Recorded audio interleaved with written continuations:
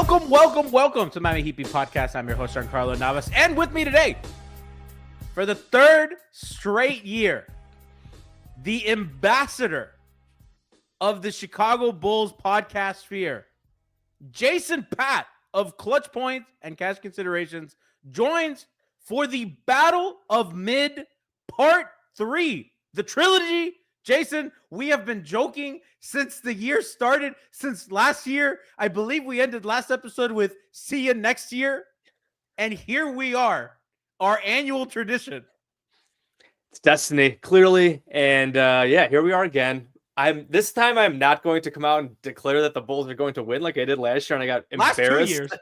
Yeah, I'm pretty sure that was 2 years in a row. Last year I was even more just like, oh yeah, the Bulls are totally going to win this game. Jimmy's out. Kobe White's coming off a 40-point game. Bulls got this. And then they got embarrassed. So I'm not going to go that far this time. But yeah, we are back. Another mid-season. The Bulls actually a little better than expected this season. I did not expect them to win 39 games like they did last year, but they are just destined to be in this game, destined to play against the Miami Heat. Although at least this time it's the 9-10 play-in game and not for all the marbles of the 8th seed this time around. So it's a little different flavor, and this time it's also in Chicago at the United Centers. But yeah, these two teams, destined for this again. Like you said, we joked about it, and then honestly, the last couple months, it's like, okay, so this is clearly going to happen. It was just a matter of where it was going to take place. And again, we're in Chicago this time instead of Miami, but I'm sure we'll get another. I guess last year was not thrilling. The first time was thrilling, but the first time was a doozy. Yeah, DePaul's own Max Strus.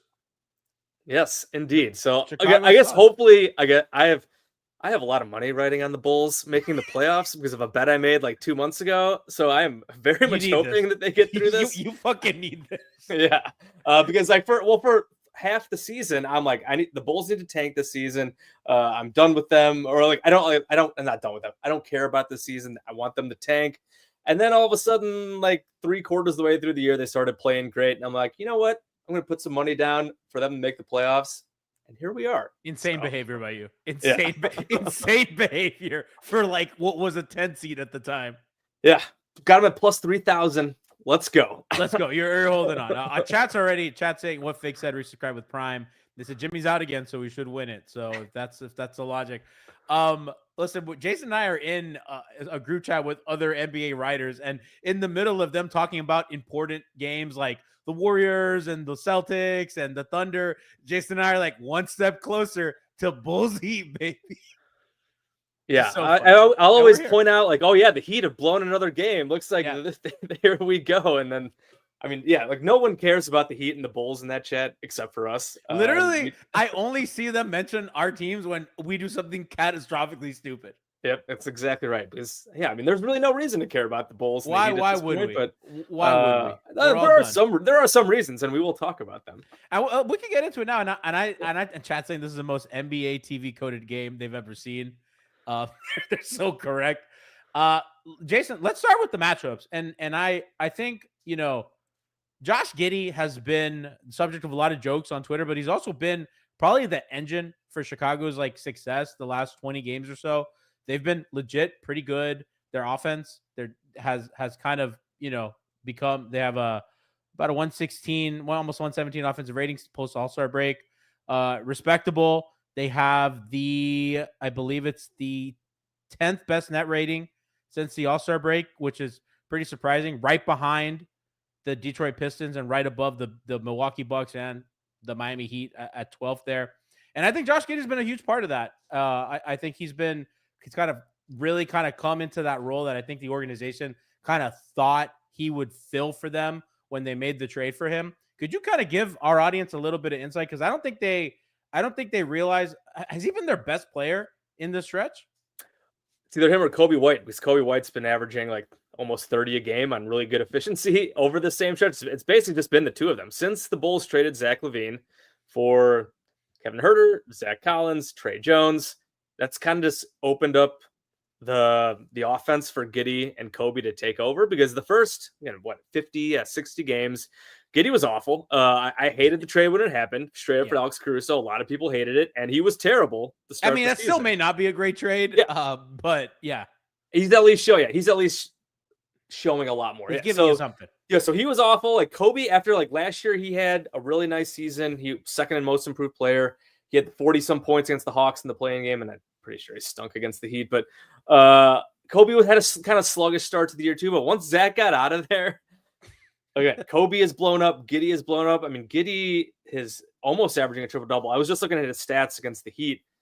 He is averaging a triple double in the 3 games against the Heat. I mean, last game they played last week, he put up what was like 28, like 16 and 11, and a couple blocks and a couple steals. So like playing some defense. He's shooting the ball really well this year too, which I think was kind of the knock on him. Yeah, I mean, he was bad to, or like he had like a good decent stretch to start the year, and then he was brutal for like a couple months shooting. But then these last 2 months, like since the All-Star break, he's at like 46%. He is shooting the lights out from 3. He got up to, I think, like 38% for the season, which that's always been the big knock. And that was in the playoffs last year. That was the big knock and why he got benched. It's, hey, like Shea's got the ball. Jalen Williams got the ball. Giddy's in the corner. Teams aren't guarding him. He's not punishing them. He's getting roasted defensively. We can't play this guy. And that's why like his stock was just so low. The Thunder were going to move him to the bench this year, and the Bulls made the trade to get him. And again, to start the year, he was getting benched in crunch time almost every game. He was really bad to start the year, but these last 2 months, he's been awesome. He has had a history of dominating Mickey Mouse March in his career. If you look at the last 2 years as well, he has done it. But to the level that he has done it this season is just it's much better between the shooting, his free throw rate has doubled, I believe. It's something like that. I mean, if you go back and like rewatch the last Heat game, he was taking guys off the dribble, some really nifty finishes. He's been just using he's 6'8". The size there makes it. And he's putting his shoulder into guys, drawing fouls, finishing through guys, and that's just like so different than what he was doing early in the year when he used to just like kind of fall in love with his floater. He'd go up soft, he'd get rejected at the basket, and now he's just playing so much stronger. He's using his size as an advantage and just shooting the lights out. The 3-point shooting is just like has felt so crazy. So he's been great. It's been an incredible contract push for him. Again, he's been awesome against the Heat. So it'll be interesting to see what they have in store for him defensively to try to change things up. Given, I mean, especially this last matchup, he just totally roasted them and has roasted them basically in all the games of the season. So, it's been a wild ride with Josh Giddey. Again, I'm eating some crow here for the time being. Again, there's a lot he's still got to prove in terms of like long-term stuff. Going to get a big contract this offseason. I'm sure the Bulls are going to happily give it to him, given what the trade that they made. So he's got to show a lot more. But for the last 2 months, he has been legitimately playing arguably all-star caliber basketball. So we'll see how this translates now into games that really actually do matter. I think the shooting is kind of the interesting element for him and everything that you talked about, because I thought earlier in his career, defending him in games like this, right, in a one-game sample where you give a really good coach a lot of time to prepare, like, okay, we can key on his weaknesses, which is kind of talked about. He's getting benched in crunch time because you can't have a guy who can't shoot. I mean, he's been in the low 30s his whole career, and that's just a problem. And I think that the elevated shooting, I think he's shown a little bit, and Jason, you could speak more to this. I think in what I've watched, he shows a little bit of promise off the dribble shooting. I think he's a little bit more willing to take that, which I think is important because Miami's going to throw. I mean, Khalil Ware is going to be out there, and he's going to be able to get a big and drop and pick and roll. And I think a lot of Miami's defense is, can you hit those pull-up shots? And it's going to be Coby White. It's going to be Josh Giddey. It's going to be like all these Bulls ball handlers. Like, can you hit that soft area of a drop, against a guy like Khalil Ware? And are you going to force Miami to switch? Because I think when rubber hits the road, the Heat are going to want to switch. So they're going to want to go to as flexible lineup as possible. Are they going to go away from the 2 bigs? And can the Bulls kind of keep them in 2 bigs or not? And I think that this kind of playing game is an interesting balance of that. They have Vucevic to kind of punish on the back end as well, who's always just absolutely killed Miami, and Bam in particular. So that's kind of like one of the areas offensively for Chicago that I'm really interested in how they attack. Yeah, absolutely. And Vooch has had an incredible season. I also a Vooch hater. I can't believe he's still there. Vooch hater. I can't believe he's still there. I literally can't believe he's still there. I mean, I thought he was going to end up on the Warriors, and that did not happen. The Bulls wanted a first-round pick for him, and not surprisingly, no one's bought that. By the way, career high in true shooting by a lot. Yes. Oh, yeah. Like, I mean, he started the season, he was shooting like 60% from the field, like 50% from three. He had he cooled off a lot in the middle of the year and he missed some time with injury. Since he came back, he is again shooting like almost 50% from three over the last month and a half of the season. He's 50, 40, 80.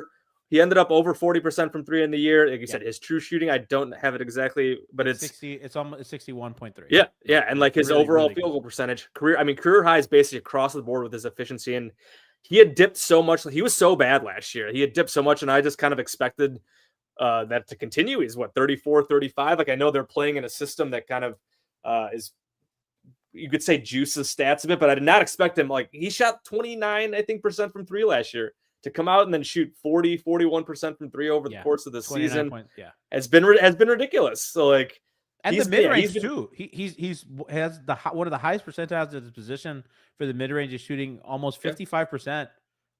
Obviously, always a great finisher, almost 65% at the rim. Like he's had a crazy season. He's been insane. So I just think like in conjunction with those guys that we talked a little bit about, Coby White, Josh Giddey, like that kind of pick and roll element. You know, can you get these guys in drop? Is Miami going to be able? Is Miami going to have to downsize? Like, I guess those are the kind of questions I'm asking, kind of going into Battle of Mid. And like the Bulls, they've made just their hay this season. They play fast and they and they shoot a lot of threes. They're going to Giddy gets a ton of rebounds and they want him to go. And they push the ball. They push, get out in transition. Because in like the half court, they're definitely. I mean, Giddy has gotten better, but they're definitely not. Still like not that great of a half court team. I mean, Kobe's gotten better with just off the dribble, that kind of stuff. But still, again, they're not a great half court offensive team. That's why they just want to get out. That's why we're in the Battle of Mid Part 3. If they were a great half court team, you know, we'd be doing a show with I don't know, Nick's Film School or something. Right, exactly. So like they want to get out and run as much as they can. So when the games, it will be interesting to see if the Heat Chat's saying will sound pretty good. Why are we? 15-5 over the last 20 games. They've been really good, but they're hot. Yeah, they're hot. But this literally has kind of happened the last 2 years to them. 2 years ago, before the first edition of this, that was the infamous Patrick Beverley team. They went 14-9 after the All-Star break. They were like third in net rating in the NBA, and then they lost. And they won one playing game. And they lost to the Heat. And last year they started off terrible, and then they were able to work their way back to 4 games under 500. And then they lost. They won one playing game and lost to the Heat. So like they've just made a habit of starting seasons terribly. There was some stat I found that where they like over the last 3 years they're like 20 games under 500 before the All-Star break, and then after the All-Star break they're like over 10 games over. So like they love Mickey Mouse March. They are a Mickey Mouse March team, and then they have not been able to get through the play-in. So how they attack, March Merchants, exactly. How they attack the Heat if the game slows down in the half court, if the Heat are able to keep that on transition, will be interesting to see. I mean, they move the ball a lot. Will Giddy be able to get off and drive and finish like he did a bit in the last game? Kobe has not been as good against Miami this season. I think I was looking, he's like under 40%. Last game, he really struggled through 3 quarters. I know that he can throw a guy like Davion Mitchell on him. I'm assuming we'll see a lot of that in this game. I wonder if they try Davion on Giddy a little bit. I'm assuming they'll try a bunch of guys. Yeah, I mean, because he at 6'8", I think it becomes complicated when Jimmy's here. That uncomplicates it. Yeah, because Jimmy could also switch the pick and roll on the other end as well. And you know, if you have Vooch and him, you know, you switch and swarm. I think with a guy like Mitchell, it's a little more complicated. Maybe they try some of that with Wiggins. I have not been very happy with Andrew Wiggins defensively in Miami. I feel like there's a physicality that they don't have with him. And I do think that when they do, you know, when you do opt to switch on those bigger matchups, you really, really get killed. And I think you saw that in throughout the year for Miami, that I feel like theoretically they have it, but I think that in practice against genuine, you know, real Lopo size, it becomes. I assumed Wiggins will start on Giddy and like get the majority, but like I was rewatching some of his highlights from last game, and like Wiggins was on him a lot. I mean, Bam picked him up a few times. They'll switch, and I think that I think ultimately, like at the end of the game, where probably is not on the floor, and it's something like Wiggins, Mitchell, Bam, Hero, and then whichever guy is playing well. Yeah, Burks, Duncan. Yeah, you know, it's a choose your own adventure every night for the Heat. Yeah. With the Wiggins physicality thing though is a good point, because I mean, even the last game at the end, Wiggins got beasted by Modest Buzelis. I haven't even mentioned Modest yet. On one of the key possessions of the game, Modest took him off the dribble, shouldered him, and finished right over him. That's certainly not something you'd love to see. Because Modest has gotten a lot better over the course of the year, but he's still just a scrawny rookie. And like seeing Wiggins just get bullied like that on a key possession, you don't love that as a Heat fan. It's funny because like if you're Wiggins, like I think if you're the Heat, you're more comfortable with him switching on to a guy like Kobe White, who is a little smaller and not as strong, right? Where Wiggins can use his size, but a guy like Giddy, like Buzelis, like I think that you kind of see where I think that I don't know if it's I don't remember him being. I don't like calling guys soft. I feel like he's a little bit soft on defense, which I just never felt that way watching him. Can't say that I was, an Andrew Wiggins lifer when he was in Minnesota, but certainly on the Warriors, I think there was a little bit of fight, and, it's not like he doesn't have I mean, I'm not going to say Bam is a Draymond level defender, but he's certainly a peer at the very least, so that part's going to be interesting as well. Vucevic, Jason, that's going to be a lot on Adebayo, and I think that kind of going back to the Wiggins thing, they don't have size that can help in a way that I think is preventative. And I know that I think Miami finished with a top 10 defense this year, if I'm not mistaken, which I think is insane. Yeah, they're number 9. I actually don't believe that, and I know that numbers don't lie. I actually am going to say that numbers lie. They do that all the time. It's so not real, and I don't trust it. They have so many issues all over the floor, and I think one of their main weaknesses is a big like Vooch, because Bam will defend Joel Embiid fine, but against a guy like Vucevic, he like short circuits. I don't understand. Nobody can explain it around the team. You talk to anybody, ask Cooper Moorhead, nobody knows. We all kind of throw our hands up like, yeah, it's just one of those games, I would kind of think like Bam would give Vooch some trouble with just his athleticism, his length. He could be physical with him and just kind of throw him off. But you would think, right? Yeah. You would think. I feel like a couple of years ago that was a thing, and like I would remember like watch it when the Heat were like really good, like a few years ago. Like they would give Vooch trouble with just like but you know who was on that team? Jimmy, PJ Tucker, and Jimmy Butler. Yeah, you know what I mean? Yeah. It's because like they're like, and I'm glad that you brought that up, because back then the guy helping is Kyle Lowry, right? Who is, I love Davion Mitchell, but nobody has hands like Kyle. And when you have a guy as a low man making that rotation over, I don't think there's many guards in the history of the league at that size that you want more than him. You have a guy like PJ Tucker helping at the nail, really, really physical. You have a guy like Jimmy who's flying all over the place. That's for him. Even a guy like Max Strus, who was at times your worst defender on the floor, who has size, has physicality. You don't have that right now if you're Miami. Like we just talked about Wiggins, there's a wear element that I think is interesting, but I do think he's a little young. You have a guy like Kyle Anderson who, is fine, but, again, I don't think he's not in those conversations of the guys that we talked about. So that's where I kind of worry with a guy like Vucevic. So if Chicago does run some 2-3, 3-4, 3-5 pick and roll or whatever, and he gets to a dangerous spot on the floor, that help is coming. And I don't know how much that's going to affect it. And then you're in rotation. Yep. Yeah. And I mean, the Bulls have been just great with ball movement, swinging to open shooters, and they have gotten up tons of threes. I didn't look at the final stats, but I mean, they were like second or third in 3-point attempts like all year, and they shot decently well. I mean, there were so many games I felt they hit like 20 3-pointers or around 23 pointers. I mean, the Bulls finally hired a shooting coach like a year or two ago, Peter Patton, and he's rescued Josh Giddey's 3-point shot. He apparently resurrected Vooch. Some of the other guys on the team, just like having great. Kevin Huerter has been shooting great again after he kind of fell out of favor in Sacramento. So like all these guys like up and down the roster.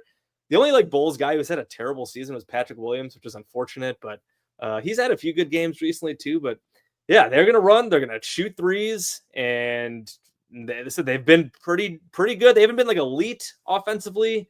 Like you mentioned, I think around 10th, around top 10-ish since respectable offense. Again, folks, we're talking about the 9 and the 10 seed playing. We're mid. We're fucking mid. We're trying to gas up the matchup.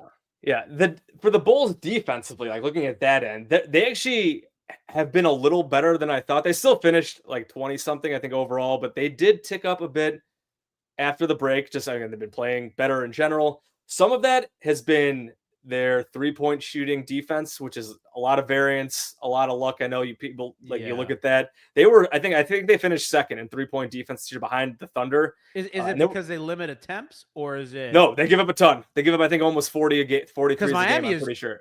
I mean, Miami is lights fucking out the last 10 games or so shooting the ball. They just scored 150 against Utah or somebody. I forgot who it was. Pelicans. Yeah, sounds right. Yeah. Same slop at the bottom of the Western they're tanking Conference. teams. But yeah, I mean, the Bulls give up a ton of threes. A lot of it is, I've been tracking like the clutch stuff, and obviously the clutch stuff has been a huge Heat talking point this year too, because they're like the worst clutch team in the league. But the Bulls have been one of the best clutch teams in the league, like in terms of like these last couple months, just the amount of fourth quarters that they would go and dominate, and a lot of it was just like teams would just brick threes against them in the fourth quarter. But all year, again, Bulls are second in 3-point defense percentage. They give up a lot of threes though, so like if they give up threes and like Tyler Hero gets hot, or like Duncan goes off, or Alec Burks, or one of these guys, like if they can hit their threes, they can certainly win this game. But the Bulls, I believe, did play a lot of zone in the last matchup. It will be interesting to see if they do that again, because I mean don't really have guys that can like throw at Tyler Hero to guard like, pick and roll, if him and Bam run pick and roll and stuff like that. I mean, Vooch is not a good defensive player. I mean, again, Giddy, Kobe, Kevin Huerter are the guards. I do not think they're going to have Lonzo Ball in this game. Lonzo did actually make their defense a lot better when he played, but he has been dealing with a mysterious wrist injury for God knows how long now. And I don't forget think he's going to be back. Right. They gave him a contract. They didn't trade him. They gave him a 2-year extension, and then like he hasn't played since pretty much. He would be a problem defensively, or for the Heat's offense. Absolutely. He has been very good defensively when he's played, but I don't think he's going to be out there. So like, the fact that the Bulls have like been kind of making it work defensively with the personnel that they have is kind of crazy. Like again, some of it's like their voodoo 3-point defense. A lot of people think like, are they just tiring teams out? Like they run so hard, they play hard, and then late in games, these teams are just falling apart. Like it happens so many times. The Heat have done it multiple times against them this year. I know that's been again a Heat MO all year, but there was a stretch this year where like the Heat did it. There were a couple of Heat games. There was like the Magic, the Nets. I know some of these teams aren't very good and they're all bad fourth quarter teams, but the Lakers blew an 18-point lead against the Bulls with the Giddy half-court heave game. Like so many games and there were even games the Bulls lost where they like almost erased like 15 to 20-point leads in the fourth quarter because these teams just melt down against them late. It's been absolutely crazy. Go ahead. If you're Miami, like, and I like that you said that, because I had somebody in our chat yesterday say, the Heat have lost a bunch of close games. And I'm like, well, yeah, we've lost close games. They don't have a fucking ball handler that's bigger than 6 feet. And their all-star center is afraid of the basket half the time. What do you think's going to happen? Of course that construction of a team is going to be bad in fourth quarters. And then subsequently, the Bulls have a 6'8" guy who's good with the ball now. And they have a guard who can get his own shot whenever he wants. Even when Levine was there, you have a guy who can get his own shot. And with a little voodoo 3-point defense, you find some success. So, yeah. So the Bulls looking at via dunks and threes, great site if anybody wants good basketball analytic tools. The Bulls have the second best 3-point percentage defense in the league behind the Thunder, 34% against them. Actually, distribution, Jason. They give up the 19th least. So they're 11th. Excuse me. They give up the 11th least. I could have sworn it was more, but I haven't looked at a while. Yeah. No, I hate to do that to you. But via dunks and threes, I just check. Yeah, Orlando, Oklahoma City gives up the most, which is funny that on the other end, funny. Miami actually gives up the 10th most. And Chicago the 19th most, so the 11th fewest. But yeah, so that part. And listen, Miami's success is, they've lately. If I gotta be honest with our chat, with our audience, I don't think Miami's gonna win. I think this team stinks. I think Chicago's playing really, really good, which is the opposite. Because always Jason's like, Miami stinks, Chicago should win, and I was like, I don't know, man. We just do it. Hold on. Let me just real quick here. I'm looking at NBA.com now, and it says the Bulls gave up almost 40 opponent 3-point attempts per game, which was the fourth most. So I guess Dunks and Threes is doing percentage of opponent attempts from three. So I guess it's pace adjusted. Got it. Which So yeah, makes so sense. that makes sense because the Bulls play with fast. the Bulls play so fast. That makes Listen, okay. All right. That's a learning experience for the audience. That's why pace adjusted stats matter, folks. That is great. Yes. There we go. I have not looked at that. Really I've just looked at attempts. Yeah, no, this is a learning moment for all of us. So absolutely. There we go. We got distracted. You said the Heat are going to lose this game. Yeah, they're going to lose. And for all these things, and if I was going to construct my argument for why they win, I would say, okay, well, Miami's going to have the best player on the floor, Bam, and Tyler Hero has had a really, really good season. Giddy's playing really hot right now. I guess you can give that as a whatever. But if you're Miami, you have the better coach, you have the best player. And I think as much as I've shit on their defense, I think theoretically you have a good defense on the floor with guys that can play a lot of ways because you could play small and you could switch a ton, and you have a really potent kind of point of attack defender now in Davion Mitchell to kind of be on Coby White. And theoretically, you have Andrew Wiggins who can switch a lot of positions as well. And then you have Bam, who we know what he can do.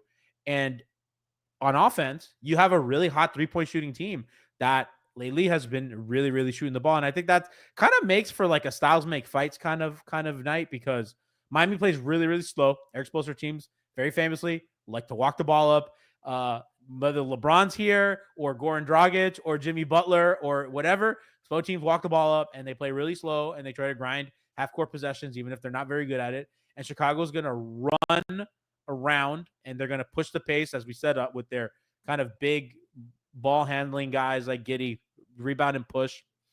And I think that's going to make for a kind of interesting night. So if I'm Miami, my way of doing it is you play into that. You play into the Bulls' pace a little bit, because I do think it juices their offense.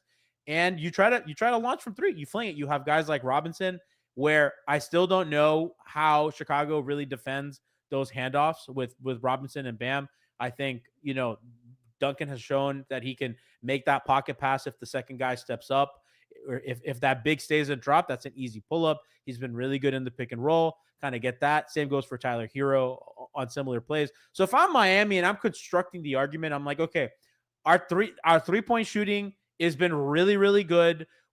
Chicago has theoretical soft spots in their defense.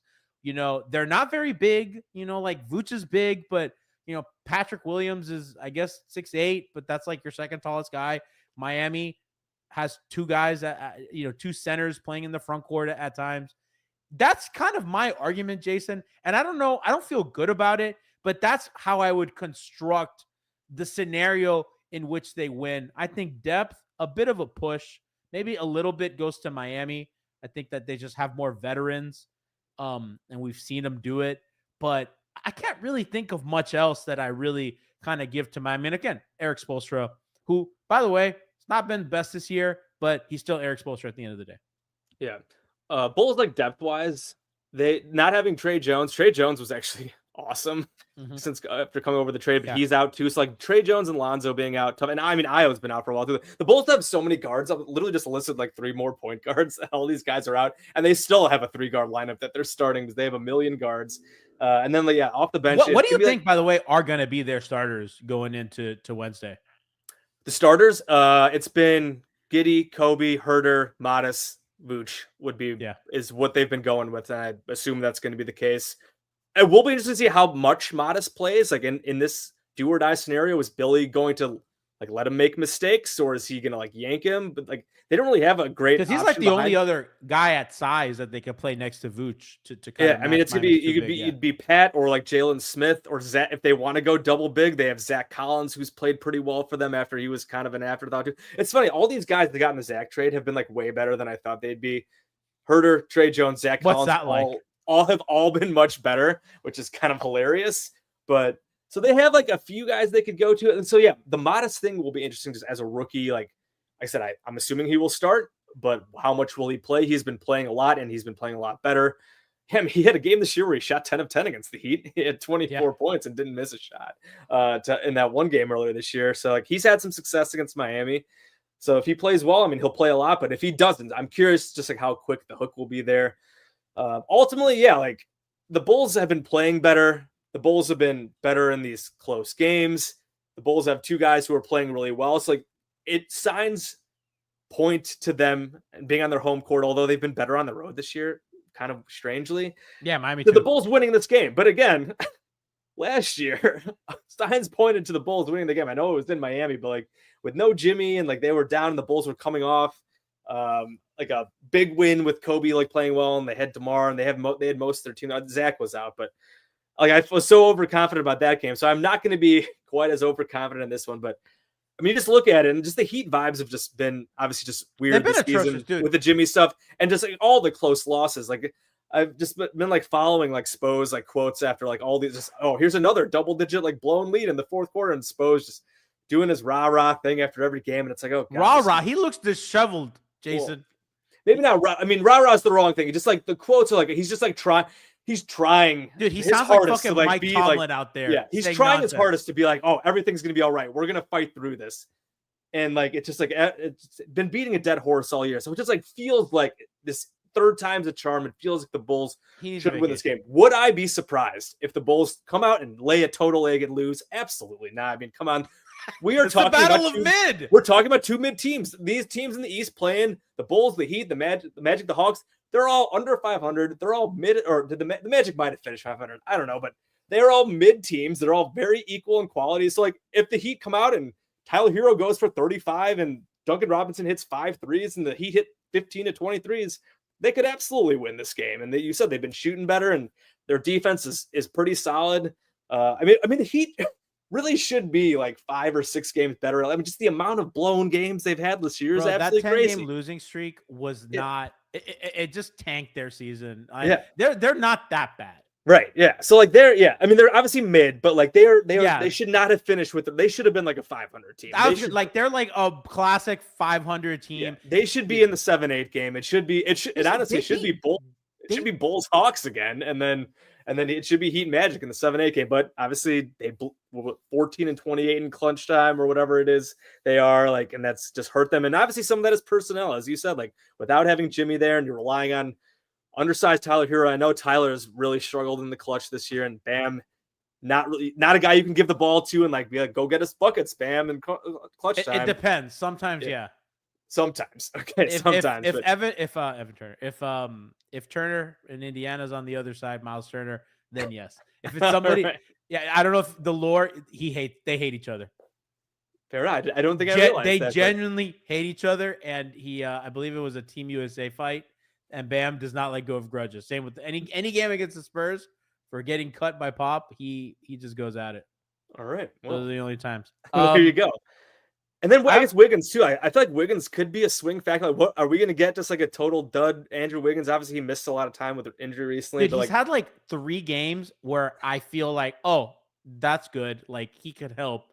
And then for the most part, I gotta be honest, man.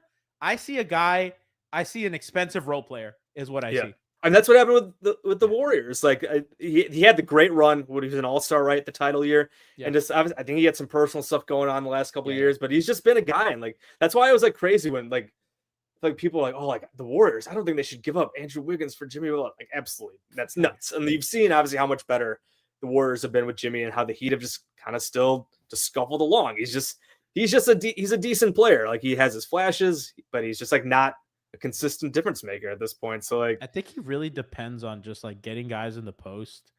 And I just think that doesn't, Miami kind of changed their offense this year. And that doesn't really fit within the flow, which is one of the things that Jimmy he took umbrage with. Right. Like, I don't feel like, right. Cause Jimmy I'm going to get a switch. I'm going to get a smaller guy. I'm going to work. And that's really his game. And they stop kind of doing stuff like that. And I think Andrew's trying to fit into that. And the games that he does play really well is because he gets really hot shooting the ball early from mid-range, and then he's kind of able to flow into his game, but he has to start hot early. So, I believe he had a 40-point game, which Jimmy never had a regular season 40-point game in a Heat uniform, which is so funny to think, but he's been mailing in regular seasons for 3 or 4 years now. The king of mailing it in regular seasons. Jason, this team is so weird because this Miami team is obviously not very good. And they beat the Cavs in Cleveland. They beat the Boston Celtics in Boston. They have better wins than I think any of the Heat teams the last 3 years have had in the regular season, and yet they're the worst, which is just so funny that they can put together some basketball that gives you some confidence in them. I mean, that win against Cleveland on the road was without Jimmy. You know what I mean? And they've played a lot of really good teams close and stuff. So there's a world where Miami wins. I don't know if we exist in that world, which kind of brings me to our final question of this evening. Do the Bulls want to win? Now, yes, there's some definitely draft do. stuff. Okay, that's because I think for Chicago, it makes more sense. I think they're a young team that needs to show something. I mean, how long ago did they trade for Vooch? They got to show something. 2021. It's been a while. Yeah, it's unbelievable that he's still here. They've made the playoffs once in that time span, or none? Yes, one time they won one game against the Milwaukee Bucks in Milwaukee. It was 1-1 coming back to Chicago, and then they got absolutely spanked 3 games in a row and lost in 5. Worst, bro. It's the worst. So the Bulls they don't care about the draft positioning. Because now with the way the season ended, if they lose in this play-in and they get into the lottery, they're gonna be like 12th or 13th. Like they've won so many games in these other teams, the Kings, not the Kings, the Spurs, the Suns, these other teams all like lost so much, and obviously these other teams in the East were tanking so hard. I think the Bulls right now are tied with the Mavericks, like the 12th lottery spots. So what's even the point? Like, if you're going to do all that and get to this spot, like, you might as well win. I mean, obviously, if they lose, like, sure, you'll get some ping pong balls and have the shot at Cooper, but the odds are, like, so stacked against you in that case anyways. Like, I'd rather make the playoffs at this point than get the 12th pick. So, like, might as well win. Might as well win. And I would say this has been, like, their organizational just, like, mantra forever. I mean, they've been, even going back to the start of the year, like, the fan base was like, all right, they traded DeMar, they traded Caruso, like obviously they didn't trade Vooch and Zach yet, and they haven't traded Vooch yet, but it was like, all right, they're starting like the rebuild, but like even there was like a big feature on ESPN at the start of the year. They were like, yeah, we're like not calling it a rebuild, we're retooling, we're getting young players with experience. Like Mark Eversley was like, yeah, like, we don't want to like do this thing where we lose a bunch of games and like play through the draft. Like they from the start have been like not gung-ho about not doing like a tanking season and rebuilding. And we've seen other teams very openly say that, yes, we are tanking. We saw like what the Raptors did, and the Sixers obviously pivoted to it, and some of these other really bad teams. The Bulls have been, no, like we're retooling with young players with experience. And at the trade deadline, when the Bulls made the moves they did, I mean, AK talked about the play-in, and Billy Donovan's been, like talking about the importance of winning games and how that's important, building your culture with young players, and how getting to the play-in would be really important. So they have been very gung-ho about this pretty much all season, when a lot of fans, including me, thought that this would be a tanking season. And I mean, to their credit, they have won more than they were like 10 games over the Vegas. I think Vegas had them like 27 or 28, and they won 39. So they've been much better than expected. Again, you could argue if that's the best play for them, or like obviously with having young guys driving a lot of this winning, that's great. They did start 18-20 with Zach and Vooch playing like the best basketball of their careers too. So like some of it has been vet driven too. So like you wonder what the ceiling is, like if you're moving forward with Kobe and Giddy. But right now, the franchise definitely is, I think, all in on making it through here, getting into the playoffs and seeing what they got with. And at this point, I'd say probably would be better to see Giddy against the Cleveland Cavaliers in a playoff series to make a decision, to see get a bit more playoff data before his contract. Because then, like, if you have this whole stretch here the last couple months, him and Kobe too, like, and they just like totally lay an egg in this one like game and they lose to the Heat, like what does that do? But like if they play better now, and then they have a decent series against in like a 5-game loss to the Cavs, if they get through all the way, like then you can maybe feel even a little bit better about paying Giddy and maybe keeping Kobe around, and instead of maybe putting him on the trade block ahead of his free agency in 2 offseasons. So at this point, it probably is better for them to get into the playoffs as opposed to like having, what would that be, like a 1% chance to get Cooper flag. So I'll take it. So yeah, they're gonna be, they've been playing hard for months. They're gonna be going all out. So like, if the Heat aren't ready for that, I think the Bulls, again, I think they'll win. I'm assuming the Heat are going to bring it too. I mean, the Heat are going to try. I mean, yeah, it's the organization, for the way that I've heard it phrased is they don't hate extra ping pong balls, but they are not that is not their angle. Yeah. I'm assuming Riley's like not going to be like gung ho about, oh, we're going to lose this game and be the ninth or 10th pick, Jason, but it's not just Riley. Riley does not do a lot day to day for the organization. That team is run by Patt is not doing that stuff. It's Andy Ellisberg, it's Nick Harrison, it's Spo, yeah. Mickey. Like, I think all those guys just functionally do more than Patt nowadays. And, you know, I do think that the organization is Patt. Like, Patt, his imprint is all over. It was just a slight correction for audience, because I do think that people just assume that it's Patt, but it's not. It goes up and down, and the players too. The players care. You know, they were happy to win 6 games in a row, and the fan base was lamenting after they lost 10 straight, because they were kind of getting ready for grouper flag. So, and tomorrow we're going to get into more of that kind of aspect with me, Frankie, Lou on an internal show that I wanted to get Jason on today to do a bit of a preview with the different perspective from the other team. But Jason, listen, you know, to end the show today, I want to bring you in on maybe our new hot segment. You know, we talked about making the play-in playoffs. Is it worth it? Is it not? Which leads us honestly to a really important segment. It's time for Tankathon. It's time to tank. Everybody's favorite time of show. It's the Tankathon, baby. We're spinning the wheel. All right, Jason. The way this goes is this is very produced, as you see. You're gonna, you know, we asked the guests to count 3, 2, 1, go. And we spin the lotto. So I'll go first. All right. Right, I'll go first. Right, so we'll go 3, 2, 1, and we spin. Okay, so, you know, the Heat are down at 11. Where's Chicago?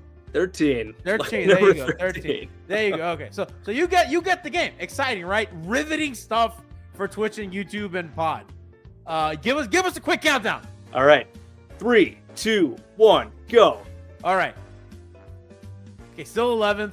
And you're still 13th. The Rockets. The Rockets. The Rockets getting the number 1 pick there from the old Phoenix Suns. God, that would actually be very funny. I think that's the funniest scenario possible.